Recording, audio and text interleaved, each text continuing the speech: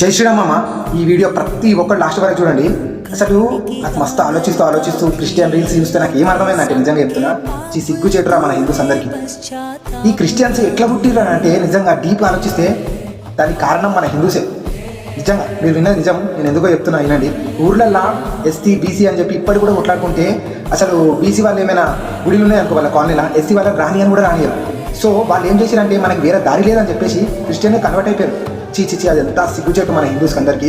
మన వల్లనే అసలు మీరు నిజంగా మీ కులం పిచ్చి ఎక్కడైనా చూపించుకోరు, కానీ మా గుళ్ళలో మాత్రం అస్సలు చూపించుకోకంటారా. నిజంగా ఇప్పుడు చూపించుకున్నందుకే సగం మంది క్రిస్టియన్గా కన్వర్ట్ అయిపోయారు.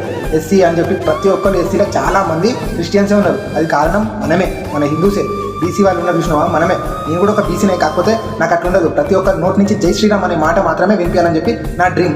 కానీ ఊర్లో ఇప్పటికి కూడా ఉంటే ఎస్సీ కాలనీ బీసీ కాలనీ అని చెప్పి ఇంకెంత వేరియేషన్ చేస్తారు. వేరియేషన్ చేసిన రోజులు ఇంకా వాళ్ళు కన్వర్ట్ అయిపోతూనే ఉంటారు. సో ఇప్పటికైనా ఆపేద్దాం, అందరి నోట్లకి ఒకటే రావాలి, జై శ్రీరామ్ అని చెప్పేసి కోరుకుందామని ఒకటే మాట చెప్తున్నాను అందరికీ, జై శ్రీరామ్.